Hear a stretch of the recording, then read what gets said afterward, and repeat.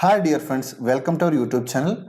Today we are going to discuss about how to print alternative unit in separate column.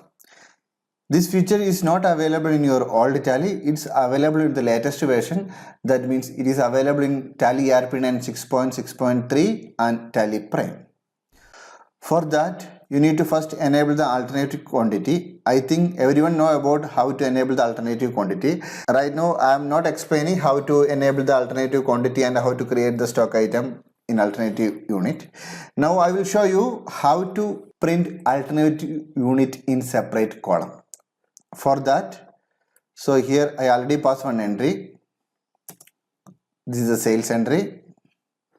This is our item. In our item main quantity is kg, that is 50 kg. 50 kg means one box.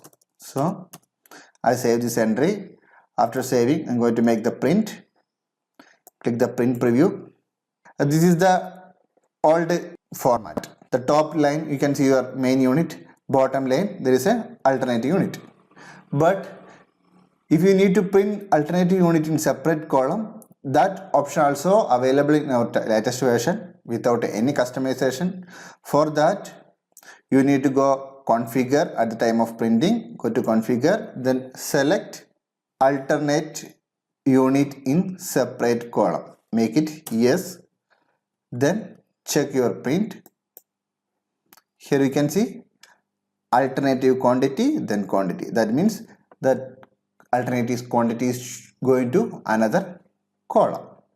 In this way, you can set your alternative quantity in separate column. Thanks for watching my YouTube channel. Please subscribe my channel for getting more Tally tips.